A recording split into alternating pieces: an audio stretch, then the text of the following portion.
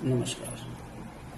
आज महामानव डॉक्टर भीमराव अंबेडकर जी की जयंती है। इस अवसर पर हम उनको कोटि कोटि नमन करते हैं। नमन इसलिए करते हैं क्योंकि अगर हम पुराना अपना इतिहास देखें तो उस समय तक हमको पढ़ने लिखने का अधिकार नहीं था, तो बोलने का अधिकार तो हो ही नहीं सकता। चूँकि आज बोलने का अधिकार उन्होंने दिलाया है, तो हम लोग उनको नमन जरूर करना चाहिए। डॉक्टर भीमराव अंबेडकर साहब की बातों से हमें सीखना चाहिए। डॉक्टर साहब के 3 गुरु थे। उन्होंने 3 गुरुओं को माना था, जिसमें आधुनिक काल थे ज्योतिबा फूले, और मध्यकालीन थे कबीरदास जी, और प्राचीन काल में उन्होंने गौतम बुद्ध को माना। तो जैसा कि आप लोग जानते हैं कि किसी को भी कहते हैं कि जिनकी जड़ें जितनी मजबूत होंगी, गहरी होंगी, तो उनका जो है उस पेड़ का विकास उतना ही ज़्यादा होगा।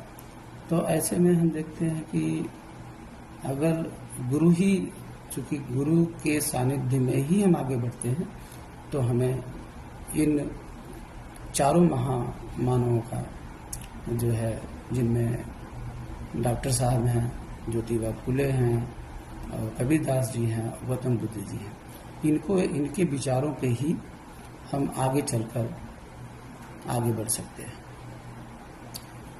बाबा साहब ने कहा था कि जो है आप जानकार बनिए, मतलब शिक्षित होइए। शिक्षित होने में उनका मतलब था कि अंग्रेजी जरूर पढ़े। इसीलिए उन्होंने जो है, उनकी रचनाएं आप देखेंगे तो रचनाएं उन्होंने सबसे पहले अंग्रेजी में ही लिखा है। बाद में उनका जो है हिंदी रूपांतरण या मराठी में भी उन्होंने कुछ लिखा है, लेकिन ज़्यादातर उन्होंने इंग्लिश में ही लिखा है, अंग्रेजी में ही। तो उन्होंने जो मेन बात है, उन्होंने कहा था कि जानकार बनिए, शिक्षित बनिए।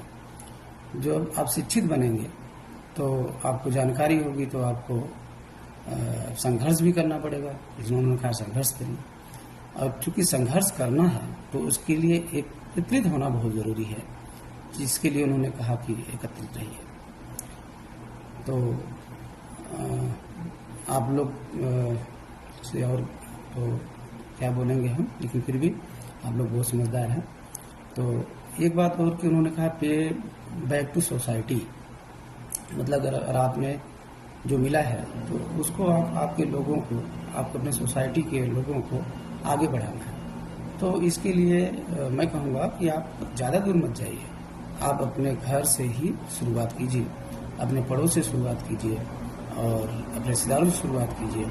अगर यहाँ तक भी आप कर पाए तो आप चूँकि करेंगे तो सभी लोग करेंगे, और सभी लोग करेंगे तो मेरे हिसाब से हम बहुत आगे होंगे। और एक चीज़ मैं और कहना चाहूँगा कि बाबा साहब ने जिनका विरोध किया था, उनके साथ रह के भी काम किया है, और अपने लोगों की भलाई के लिए काम किया है। तो हम लोगों को जो है, हमें विचारों का विरोध करना है, न कि किसी व्यक्ति विशेष की।